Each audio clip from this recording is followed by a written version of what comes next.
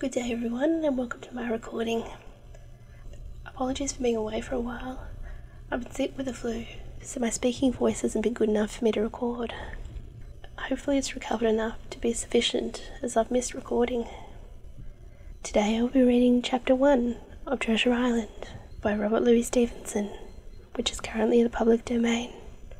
Whether you're winding down for the night, or just hoping for a moment's relaxation, I hope you enjoy. Also, please subscribe to my channel and like my video. It would help me greatly.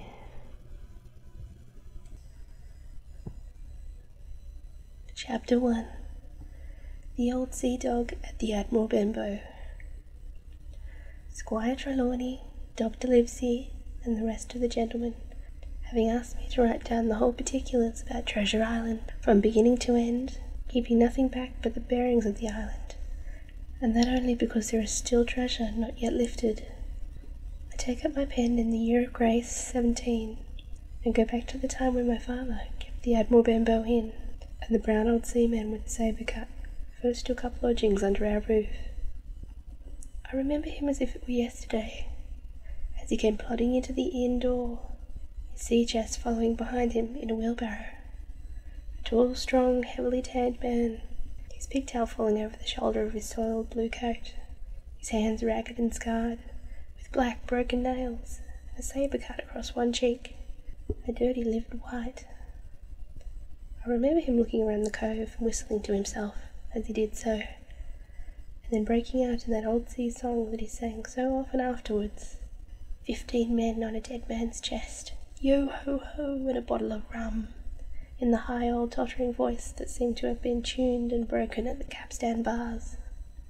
Then he rapped on the door with a bit of a stick, like a handspike that he carried, and when my father appeared, called roughly for a glass of rum.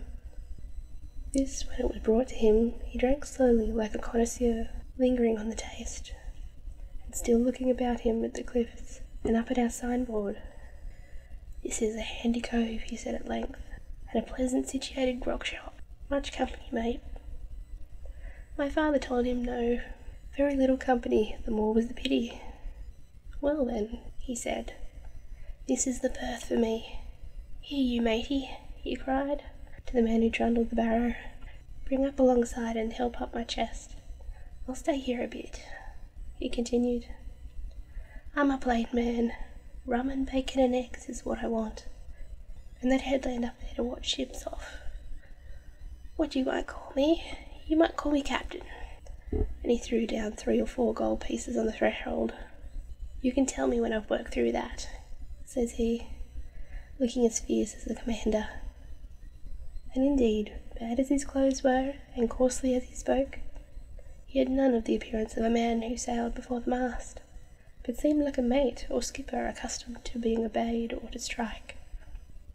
The man who came with the barrow told us he had set down the morning before at the Royal George, that he had inquired what inns were along the coast, and hearing ours well spoken of, I suppose, and described as lonely, had chosen it from the others for his place of residence, and that was all we could learn from our guest. He was a very silent man by custom. All day he hung around the cove, or upon the cliffs with a brass telescope. All evening he sat in the corner of the parlour, next to the fire, and drank rum and water very strong.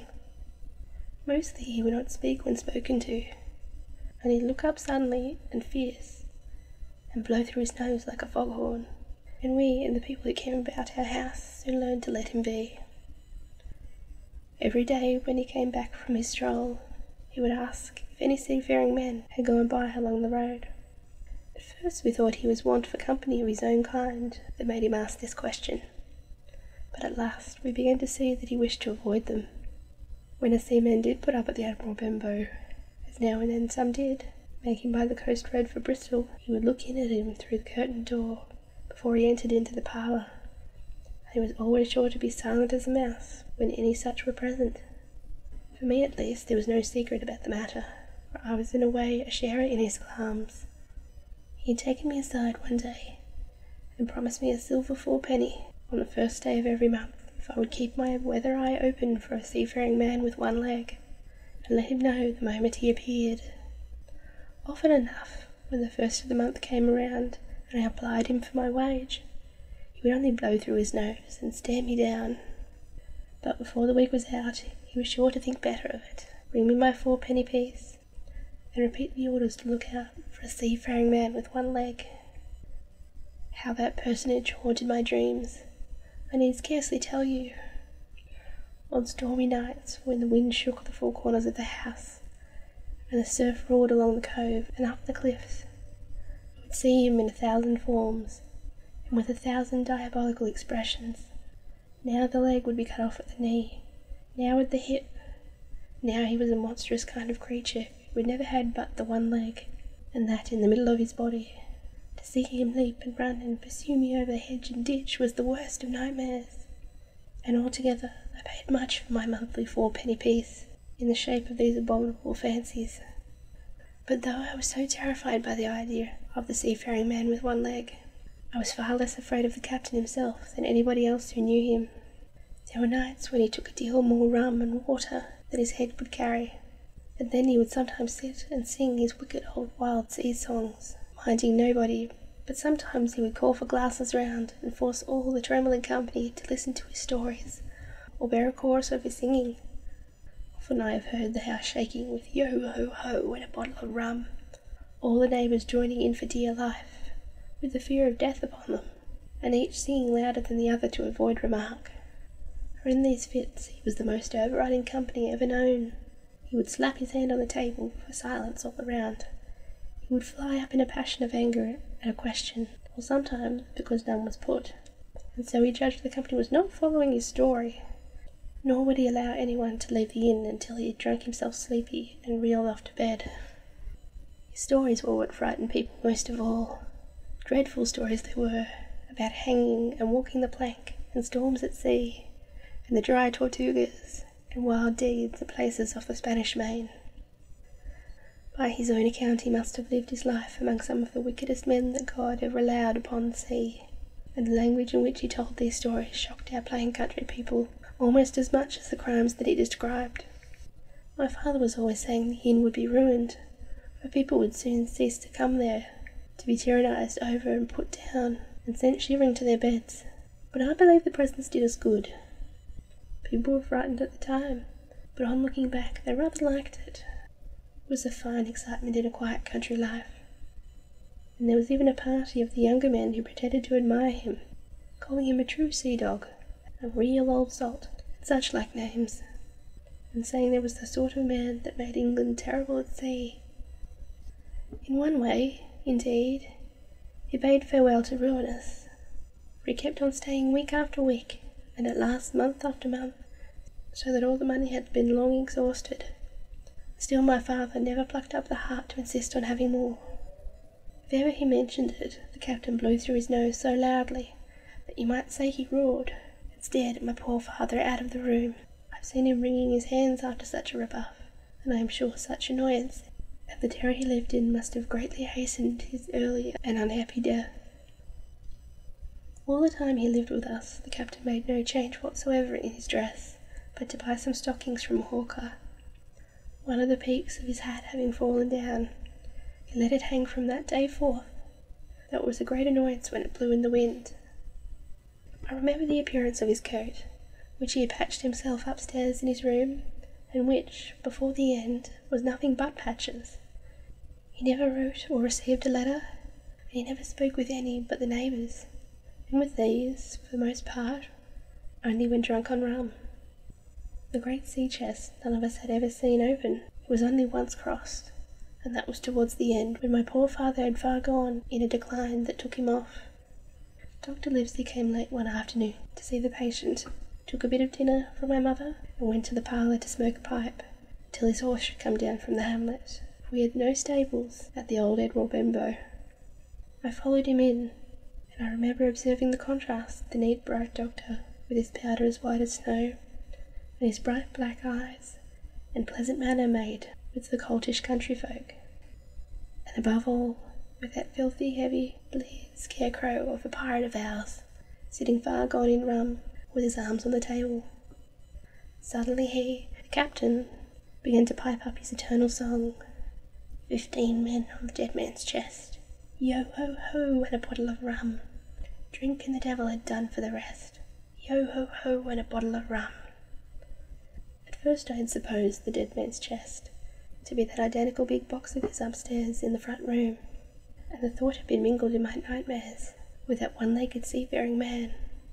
But by the time we had all long ceased to pay any particular notice to the song, it was new that night to nobody but Dr. Livesey, and on him, I observed, did not produce an agreeable effect, for he looked up for a moment quite angrily before he went on with his talk to old Taylor, the gardener, on a new cure for the rheumatics.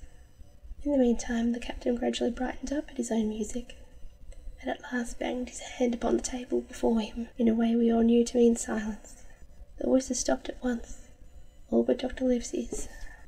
He went on as before, speaking clear and kind, and drawing briskly at his pipe between every word or two. The captain glared at him for a while, banged his hand again, glared still harder, and at last broke out with a villainous low oath. "Silence there between decks!" "Were you addressing me, sir?" says the doctor. And when the ruffian had told him with an oath that this was so, "I have only one thing to say to you, sir," replied the doctor, "that if you keep on drinking rum, the world will soon be quit of a very dirty scoundrel." The old fellow's fury was awful.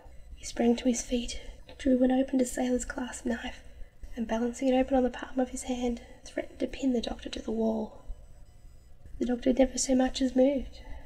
He spoke to him as before, over his shoulder and in the same tone of voice, rather high, so that all the room might hear, but perfectly calm and steady. "If you do not put away that knife this instant in your pocket, I promise you upon my honour you shall hang at the next assizes." Then followed a battle of looks between them, but the captain soon knuckled under, put away his weapon, and resumed his seat, grumbling like a beaten dog. "And now, sir," continued the doctor, "since I know now that there is such a fellow in my district, you may count I will have my eye upon you day and night. I'm not a doctor only, but a magistrate, and if I catch so much as a breath of complaint against you, if it's only for a piece of incivility like tonight's, I'll take effectual means to have you hunted down and routed out of this. Let that suffice." Soon after, Dr. Livesey's horse came to the door, and he rode away. But the captain held his peace that evening, and for many evenings to come. Thanks for listening, guys. If there are any other public domain novels you'd be interested in hearing, let me know in the comments below. And if you enjoyed, don't forget to leave me a thumbs up and subscribe if you want to stay up to date with future recordings. See you next time.